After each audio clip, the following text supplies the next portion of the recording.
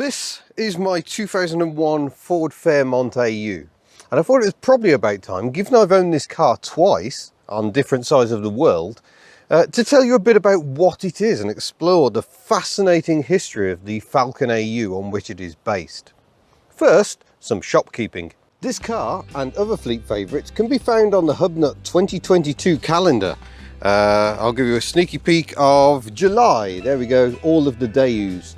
So this can be purchased at the Hubnut store, and we've also got very exciting news. We now have a slightly larger Hubnut mug available. These are 330ml, so that's equivalent to a can of Coke or other soft beverage, and two of these equals one K-car engine. So these are also available at hubnut.org. Back to the action. So this is an Australian Ford Falcon, effectively. The Fairmont is the slightly plusher version. This is the Vandenpla, perhaps, of your, or maybe a Mayfair of your Ford Falcons. So the Fairmont is just slightly more plush. We've got this trim to tell the world, you know, we've got a bit about ourselves. We're slightly posh. But the Ford Falcon history itself in Australia is quite interesting. It all began in the 1960s with the American Ford Falcon. They converted them to right-hand drive. They weren't a huge success. They weren't quite up to the rigours of Australian use. So Ford began developing its own range of Falcons, taking influence from America and also Europe. So by the late 1970s, the Falcon XD had a cross-flow version of the American six-cylinder petrol engine, or you could specify the Windsor V8.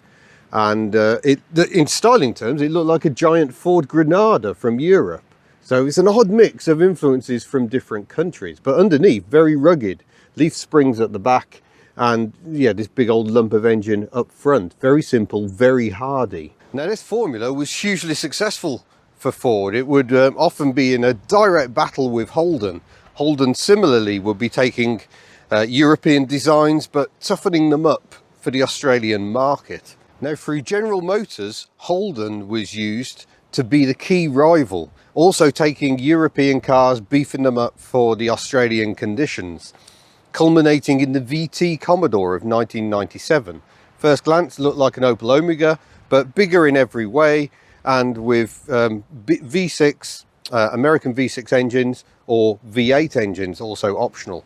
It's the Aussie way. Aussies love towing, so a big beefy tow bar, nice simple rear suspension, all very important. The response from Ford to the VT Commodore was the AU Falcon, as you see here. The styling was by Steve Park, and he gets a lot of flack, I think, but he had to follow Ford's new edge styling. Lots of triangles. You can see these design features in the Mark I Ford Focus, the Ford Ka. Both cars very controversial when they came out, but I think their looks probably softened a little more readily. The AU, bigger car, trying to pull off some strange styling features, and as you can see, especially from the back, it looks better with a rear spoiler, but the size of the rear window compared to this tiny little bit at the back, it's definitely one of the more controversial aspects. And unfortunately, this was a fairly conservative market. When you look at the underpinnings of this car, it still has a beam rear axle, just like, you know, a really old car. It's built to be robust. It's not built to be particularly special in terms of the specification. So under the bonnet, we have what is actually an evolution of that original six-cylinder American Ford engine. But now it's got a cam-driven overhead camshaft. It's got variable intake runners. And the top spec versions even had variable valve timing. This doesn't have that. It thumps out 211 brake horsepower at just 4,900 RPM and a mighty 357 Newton meters of torque. So it's all about the low down lugging, really, which is kind of what you want, especially if you're doing towing and that sort of thing. It's just a very simple but very, very robust engine. These cars were hugely popular as taxis for some reason. And compared to the Holdens came with the Buick V6 engine as their entry-level engine. And that engine, it is a little rougher around the edges. I quite like it myself. I drove a VU Ute around Melbourne, and I grew to like the charms of the engine, but I think this is more refined. This is a very smooth engine. Now, you could specify a V8, of course, if V8's what you wanted, but to be honest, I'm not sure why you would. I don't think they actually had very much more power than these. This engine is the forerunner of the legendary Barra that came in the next generation Falcon. And the next generation Falcon was very much an evolution of this platform.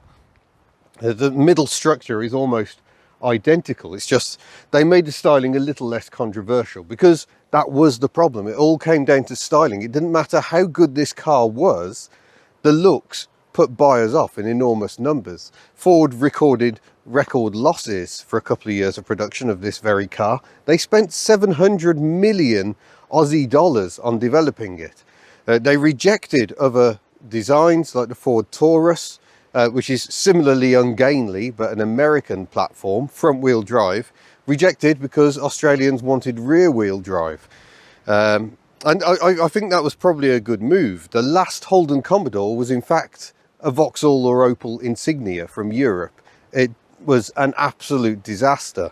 So there was this calling for something specifically Australian. The problem was the VT Commodore did a slightly better job.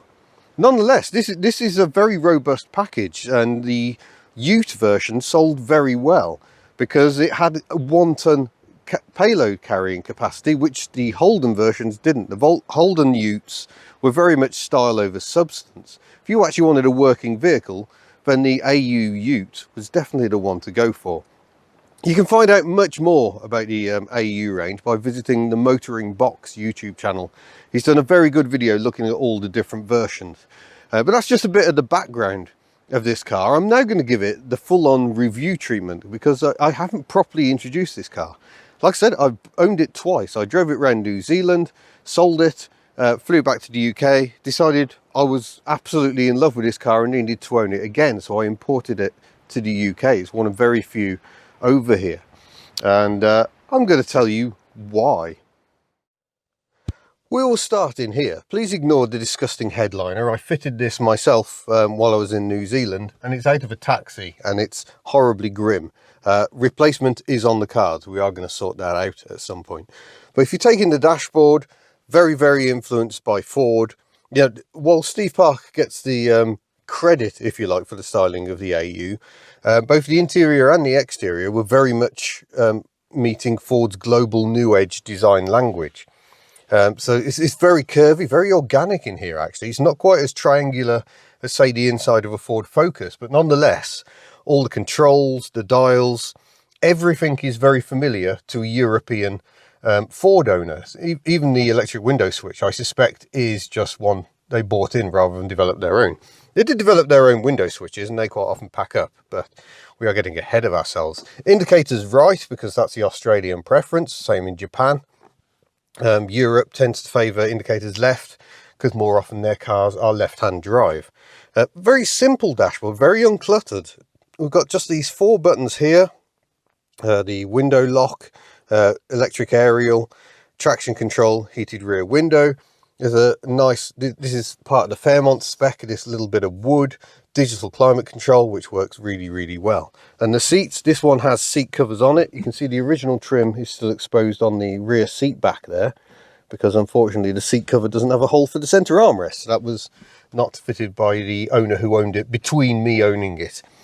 Yeah, the seat covers smarten it up and make it slightly more family proof.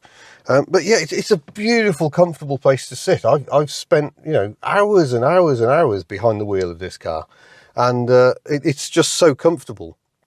I'll say the seats aren't quite as comfortable as a Citroen C5, and I do miss having armrests at a better height. This is just a little bit too low, really, but you know, useful cubby, can fit all your CDs in there. This turns into a cup holder. Down here we've got a glove box over here as well, and a really nice stereo. Sadly the CD player doesn't actually seem to work on this. I must try and get that looked at. A very standard sort of Ford unit there, but excellent bass response. The whole family like it a great deal. It's very comfortable back here as well, plenty of leg room. Got rear vents, look, it's even got a little smiley face going on down there, so that's nice. There are document pockets, I believe, in the back of these, but they're slightly covered up by the seat covers. But yeah, it's nice and spacious. There's a decent amount of headroom, even if the headliner is currently falling down. a little bit, and the seats fold to allow more luggage carrying. We've got a nice centre armrest here, which contains a couple of cup holders. And yeah, it's a really nice place to sit, very spacious. I'd say a fair bit more spacious than, say, a Ford Mondeo. Speaking of which, I'm quite often asked how this car compares to the European Fords. Mostly it's a size difference. This car is over 4.9 metres long, which is actually slightly shorter than the Falcon EL predecessor. So it is huge. It's about 1.8 metres wide. It's a big old car. But yeah, if you head under here, you may be able to see the live rear axle. It's all very simple. The Fairmont gear, the next model up, had independent rear suspension by double wishbone, and that makes it, you know, a pretty different prospect overall. But yeah, when I bought this car, I called her Ugly Betty because the styling is just so gawky. But the more time I've spent with this car, the more I came to really love it. It's the very differentness of it that makes it desirable to me. It isn't ordinary. I think the BA Falcon that came afterwards, they dulled the styling down so much. They're really not my cup of tea, even if they have got legendary barra power. This'll do. But yeah, the reference here to InTech overhead cam, you think, who's promoting overhead camshafts in the year 2001? Well, Ford were, because the Holden used that Buick V6, which was still overhead valve. It was still a pushrod engine. So here was Ford saying, haha, we are cutting edge with our Falcon AU. All right, let's fire up the beast. That lovely smooth engine kicks into life. The climate control is doing its thing. Wiper test. I probably should have cleaned the wiper blades, but I've got a lot of tree debris on there. It's a good pattern, good overlap, no triangle of doom. The blades are a bit of a mess. I need to clean those up a bit. They're just covered in leaf debris. They're also slightly the wrong size. Can you believe it? The wiper geek has got the wrong size wiper blades on. These are actually the wiper blades from a Chrysler PT Cruiser, but ended up not getting used. And they work well enough. The fan's ramping up because it's 11 degrees outside, and it's trying to be 22 in here. Average fuel consumption currently 14.9 litres per 100 kilometres, which I think is about 18 miles to the gallon. I've been doing a lot of pottering around locally, and that's not where this car is good at all. So let's take it out onto some more open roads. Let's prepare for one of the most relaxed 0 to 60s you've ever had.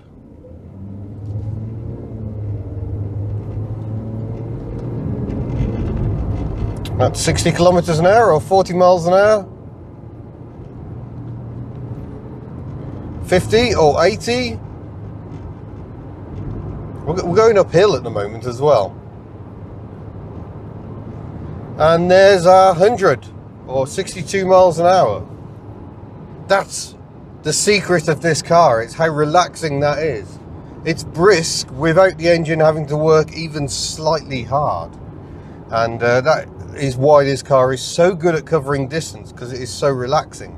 My foot wasn't to the floor there. We are in economy mode on the transmission, but yeah, it's supremely relaxing.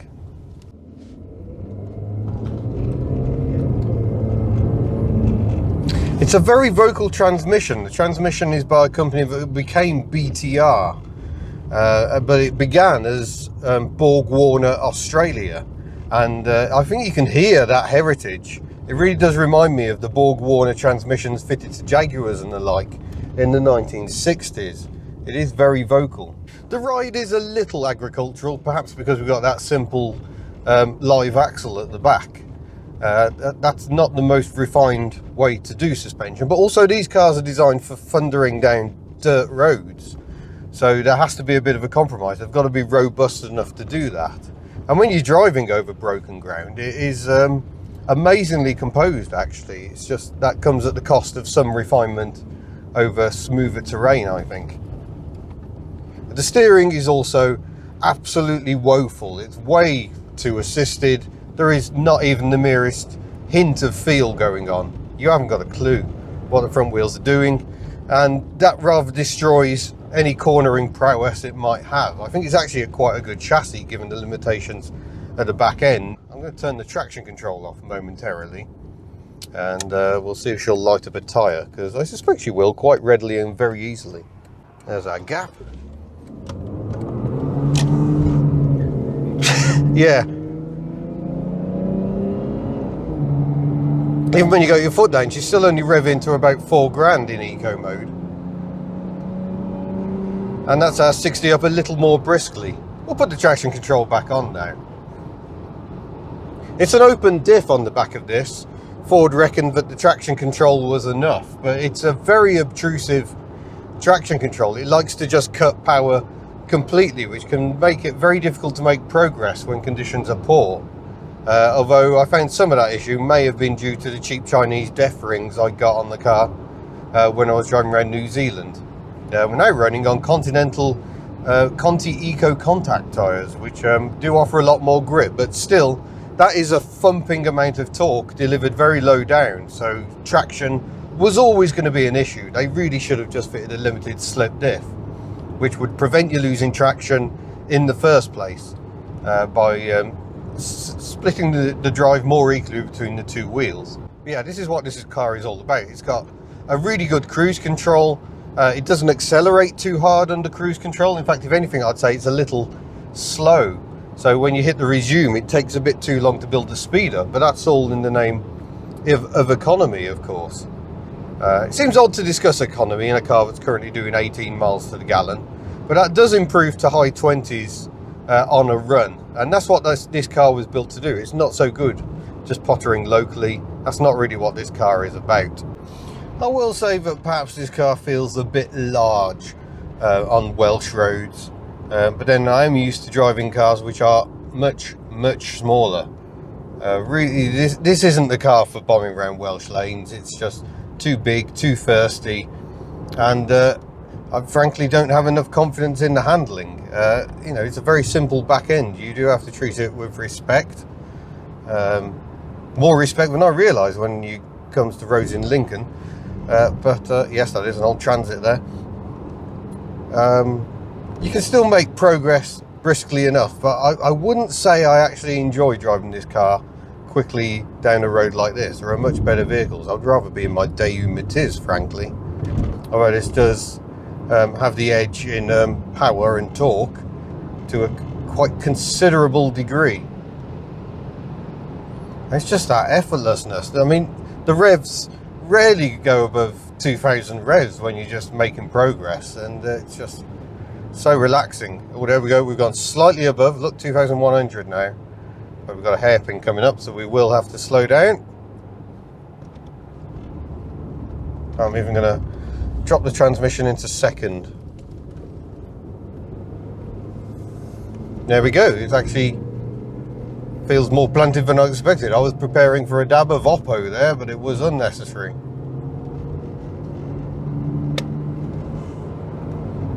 Very nice automatic transmission to use as well. You don't have to use the side button between second, third and fourth, so you can just quickly knock it into the gear you want.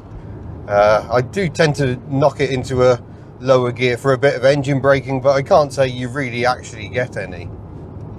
But yeah, it feels very different to large cars, large Fords we know in Europe. The Granada was more refined in some ways with independent rear suspension, but a 2.8 litre V6 engine was the biggest engine you could have, and that just wasn't going to cut the mustard in Australia. This is a complete 4 litre engine, and that's the entry level model. I think the V8s were 5.8 litres, but these can tow about 2 tons as well if you went for an upgraded towing package. So that's what Australians wanted. Sadly, Australians didn't really want that styling so much. But I think things are on the turn. I think views are becoming somewhat softer towards the old AU. I think they're in danger of actually becoming collectible. And I'm glad about that. That pleases me. They deserve a better following. It is fundamentally a very good car. This one's now done over 300,000 kilometres, which is 186,000 miles. So yeah, she's not doing bad. I will say one slight issue is the gearbox does have a lock-up torque converter, but it doesn't lock up till 100 kilometers an hour or 62 miles an hour. So that means in the UK, it's quite difficult to actually make use of it. An equivalent, say, Jaguar XJ6, which also had a 4-speed automatic transmission with lockup and a 4-litre straight 6 engine, they tended to lock up more around 50-52 miles an hour. That said, I think the gearing is probably slightly taller in this car because it's got the low down torque. It really can pull a very tall gearing, which again makes it supremely relaxing at motorway speeds. There is a bit of wind noise and we can hear that today, but it is quite a windy day today, so that's not going to be helping. This car still makes me smile though. To think the adventures I've had in it, I've driven this car all around New Zealand, and it's the biggest gamble I've ever made, I think, importing a car quite so far, but it's a sign of the affection I felt for this car. And it is so unusual, and it is so unlike anything else you can really get in the UK. I could have imported an American car, but I love the character of this car. I mean, ultimately, it was the start of the end for Australian motoring. So bad were sales that at one point even Toyota overtook Ford in terms of Australian build. So yeah, it's a long way from successful, this car, and it's a shame. It just shows how stupid us humans are, how easily we're led by looks. And as soon as one person says that car is controversial, people think, well, I don't want a controversial car on my driveway, or normal people do. I don't. I love controversial cars. I own a Fiat Multipla, for goodness sake, if it's bright pink. But yeah, most people are more conservative than that. And I mean, I must say, I really love the looks of the equivalent Holden Commodore. I think they're a beautiful looking car in all forms, estate, ute. They are magnificent things. But like I say, I've driven both, and I think I do find myself only slightly favouring the AU. I think it's actually a really well designed car, and yeah, I'm very happy to have this one in my grasp again. You can find out how I imported this car, various videos on the channel, and you can follow my adventures in it. The weird thing is, we're almost exactly 2 years from when I purchased this car the first time, and pretty much the same from when I purchased it the second time as well. It was November 2019 and November 2020. And yeah, just astonishing really. In terms of boot space, it's pretty decent really. Loads of room for rubbish. You can see the folding rear seat for a bit more space. And we've actually got a full-size spare... Oh no, we haven't. We're down to a space saver. You could have a full-size spare wheel under there. I forgot I'd changed that. Excuse the chaos. This is just a detritus of my life. So that has been my discussion of the Ford Fairmont AU. Obviously this one means an awful lot to me, but overall I just think they're such an unusual design. In production for just the 4 years before they upgraded to the BA, and yeah, I think increasingly one of my favourite cars, despite the fact the driving dynamics are nothing to write home about. That's not really what this is about. It's all about the waft, and it does that so very, very well. So I hope you found that interesting. Don't forget you can find the store at hubnut.org should you wish to purchase some items. We have these lovely hoodies available for celebrating Betty's global adventure. We've got t-shirts as well, and lots of other things of course. But yeah, thank you for watching. I look forward to seeing you in a future video. Farewell.